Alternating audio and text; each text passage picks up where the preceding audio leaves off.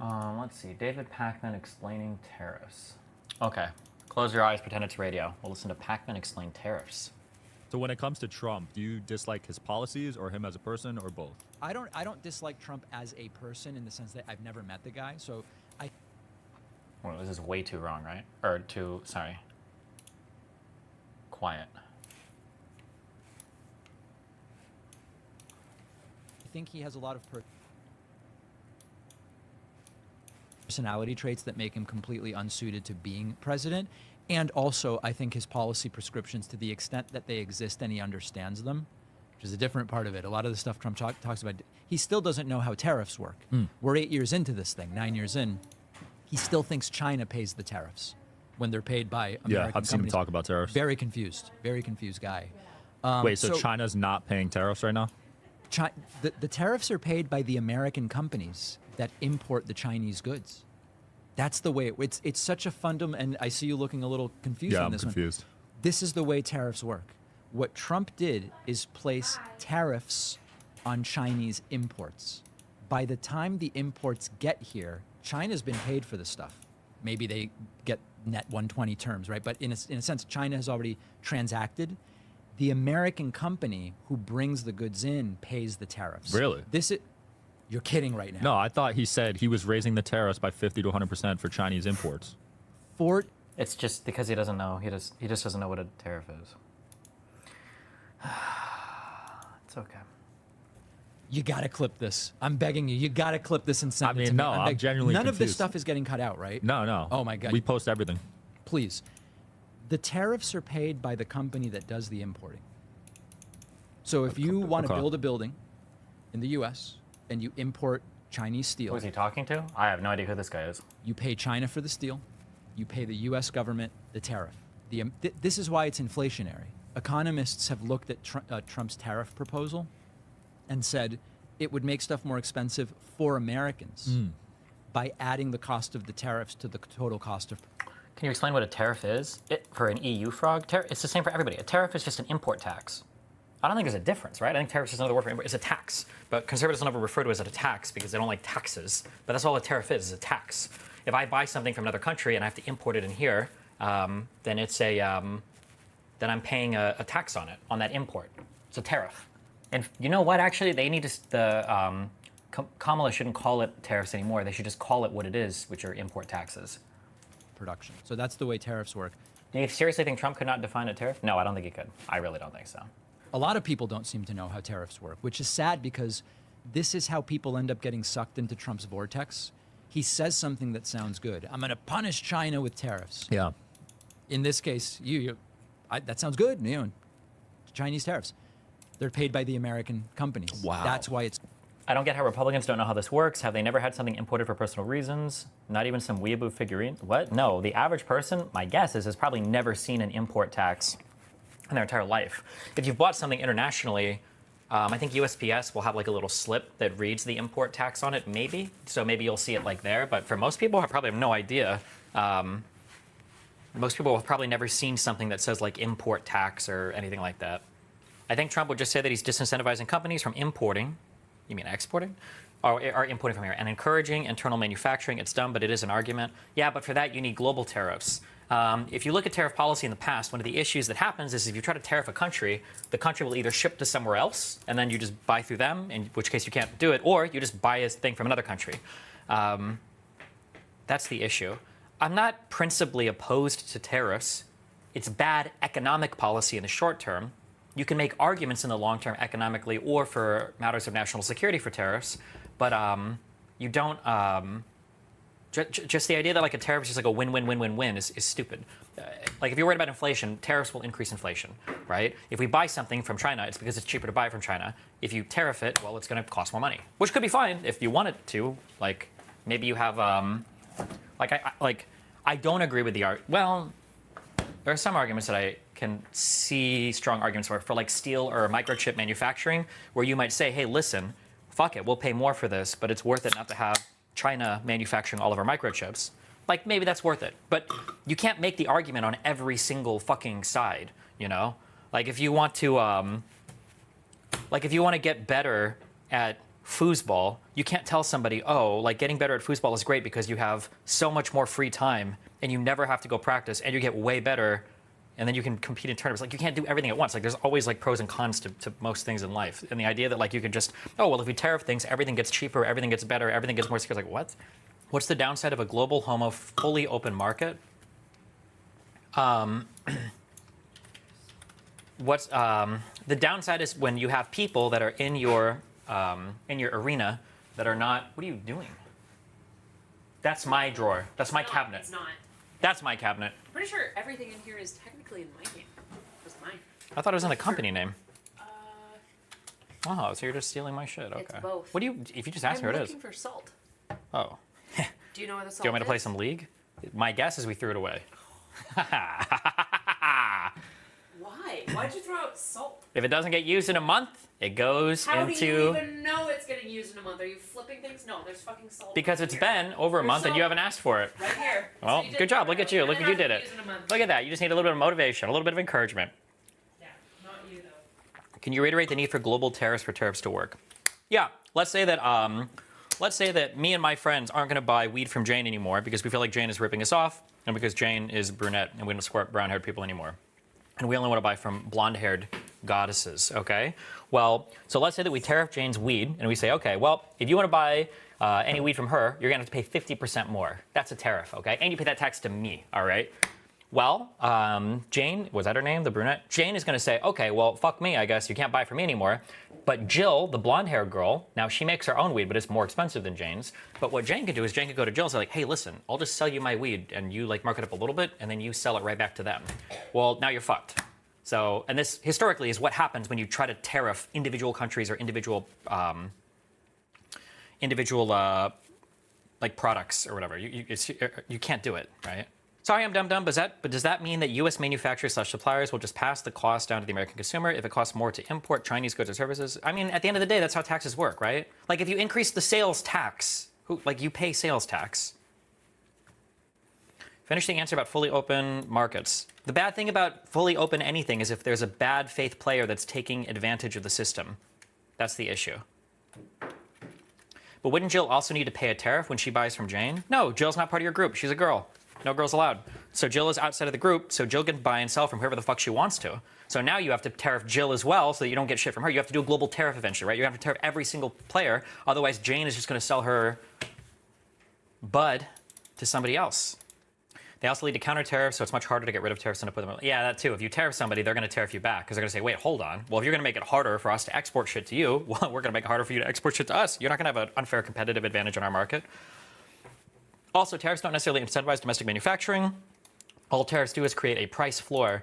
That price floor doesn't necessarily make it economically viable for domestic production to kick in. There's a whole other, no, that is true. Because it is possible that your domestic production price floor is actually greater than what the market would ordinarily bear for a reasonable rate of return. So nobody would invest in that particular thing and you just lose that product. Yeah, but that's a whole other thing. But I mean, that is true. Does Trump understand this? No. Because Trump is fucking retarded. But that's okay. NVIM, wouldn't more open markets allow for stronger international enforcement of that kind of stuff? Well, you could do that, but the problem is people's understanding of econ is very poor. And so what happens is when you get a bunch of companies or countries together to make big trade agreements, people feel like somehow they're getting fucked over. So for instance, there was a big trade agreement like that called the Trans-Pacific Partnership, and everybody fucking hated it. That would have been an incredibly beneficial partnership for the United States to join, and we didn't because people felt like somehow companies were fucking you over.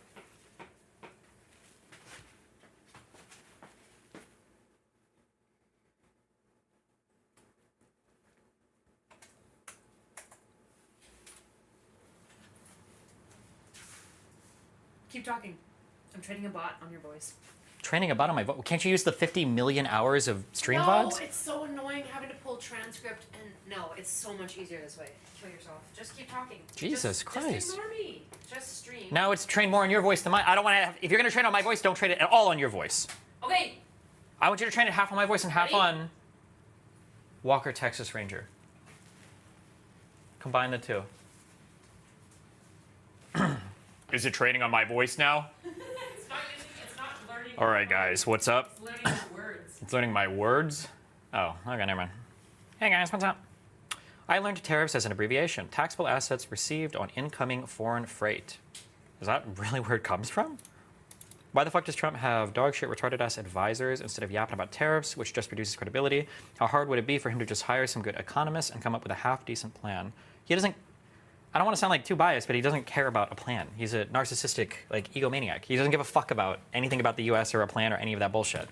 If he did, he would have been a more effective leader. Well, I don't know why you keep asking questions like this. Like, why? Like, what? Like, it's like saying, like, don't you think that, like, in the Jewish concentration camps that, like, the bedding could have been a little bit thicker? Like, it must have been real uncomfortable, you know, on those freight trains where they all had to stand right next to each other. Like, couldn't they have done a little bit better? Like, that's kind of the point. Trump is not here to be like an effective leader for the United States. He's here to serve his ego. Oh, what's up? YouTube. How come the average reason have no clue how tariffs work? Average person? I don't know. There's just a lot of shit to like know about for today's world. We live in a complicated world. There's a lot of shit to learn. And we're not, the biggest issue is these ideas are like congealing more in my mind. I think they did a lot when I was speaking to Alex O'Connor, another bonger duder you guys might know of. It's more, actually, it's just, you guys have heard me say this a million times. Humans are just not designed to seek out true things. We seek out things that make us feel good. Generally, those things align, but we're becoming further and further removed from consequences for lying, right? So if I can tell you, like, it's like lying to your boss. Like, how many things did you do yesterday? Oh, I did, 100 of them instead of 50 of them. Like, oh, okay, cool. Well, if your boss doesn't know a way to verify it, you're just going to fucking lie. You just say, oh, yeah, I made 5,000 widgets instead of 2,000 widgets or whatever. So people lie because they sell the lie and it makes you feel good. And then people make money off of it. There's no incentive to tell the truth. People don't really fact check anything or don't care. And then that system is just, that's what we have right now. That's just what we have right now. There's no incentive to be honest about anything. Because you're never going to get, there's not like a, I don't want to call this a fact check. There's not like a reality check, right? Well, the election arguably was a reality check. But there aren't very many reality checks. Like, let's say, for instance, that you believe, I don't know, what was the last thing? That the hurricane was made by the government. Well, who cares? I mean, like, let's say you're wrong. Are you ever even going to know? Are you ever going to find that out? Like, no. You can believe whatever the fuck you want about that. Let's say you think we didn't go to the moon or the Earth is 6,000 years old. Like, it's not like there's ever a moment where you have to reckon with a misunderstanding of some factual matter, right? The incentive is that there are supposed to be consequences for being wrong, like paying millions to Dominion, or that COVID isn't real and dying of an infection. Yeah, but the issue is that more people need to be suing for defamation in this country. I had a really cringe idea of like some government institution. Obviously, this would be fucking, what is doing that? This would be 1984 as fuck, but just like having a government agency called like the truth, and like anytime you lie, the truth is allowed to sue you, and then you have to go to court and prove your case. But obviously, the idea of the government being involved in that is probably not ideal and would look Orwellian as fuck. Well, until you end up on a ventilator because of COVID, yeah, but a lot of those types of things you don't really have to pay, again, the consequences for, because, or rather, by the time you pay it, you've already cashed out. I don't know, make the analogy work. Like, let's say you lied about climate change your whole life and now the planet is being blown up. Well, who the fuck cares? Like, what, okay, well, what, you're gonna say I told you so? Like, as we all, descend into a fiery, hellferno of death? One institution could possibly set up a truth-checking thing like that. I don't have a silver bullet answer. I'm not sure. I don't know. I wish I knew. I have friends that are, oh God, that are like believing like Candace Owens shows, like people that were used to be like reasonable people. Oh, I'm losing my mind. We already have all these fact-checking sites. It doesn't matter. Yeah, that's part of what I'm showing in that J6 video. Like the 3 lies that I track. The 3 lies that I track are debunked in like 6 hours each, but people still believe them to this day. The Pennsylvania 205,000 vote one, the Dominion voting machine one, and the Georgia State Farm video one. All 3 of these are, not only are they demonstrably false, every single one of these was debunked within 24 hours, but people still believe it. Like, hardcore debunked. You think a community note style truth check by the government could work, or does it be? Well, no, but the point is that if the government starts saying something's not true, people don't believe it, right? I'm saying the citizens say it's not true, and the government hosts that statement. I mean, what? But then you're literally in like an area where, what, isn't there like some smarty pants quote, like, it's not Einstein. What does every quote get attributed to? Like Churchill or Lincoln? Abraham Lincoln said, "Truth is not a matter of consensus." I think he posted that on his Twitter account. We need a different vector to debunk. Obviously, the way we have done it in the past and present isn't working, Destiny, even with evidence. I mean, you have to approach it like you would, like engineering, I guess.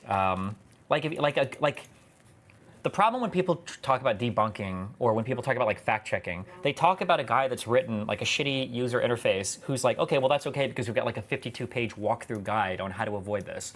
Like a good user interface should be relatively intuitive, right? Well, how is factor intuition? How does that work intuitively? Well, through two ways. One, there has to be a social pressure for it because then you just do it, whatever, right? If there's social pressure, people will naturally do a particular thing.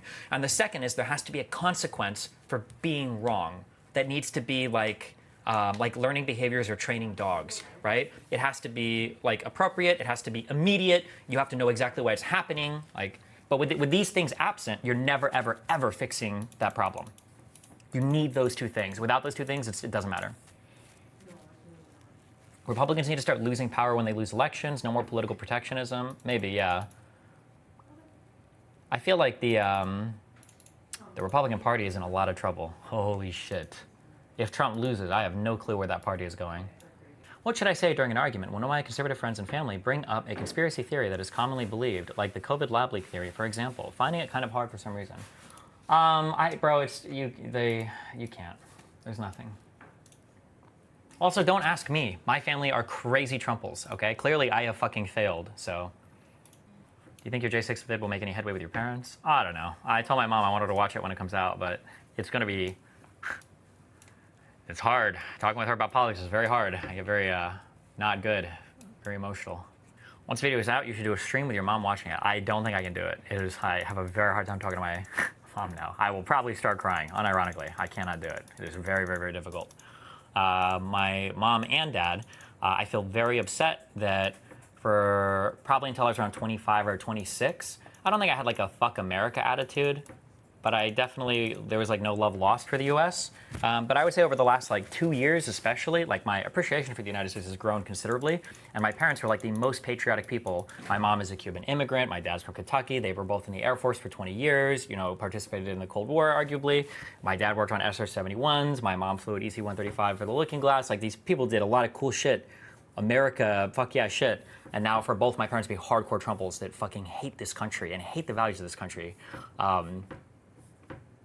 compounded with the fact that my mom has Alzheimer's disease, just drives me. It is insane listening to them talk. It feels like, I guess maybe that's what my parents felt like listening to me talk when I was like, America's so fucked. So, it got me back in the end. That's the real experience of millions of people, and it's important that the human cost of this cult be seen. Yeah, but the issue is you can't show it at that point because everybody just sees it the other way. Like people would look at it and say how sad it is that I'm sad because I'm so lost, right?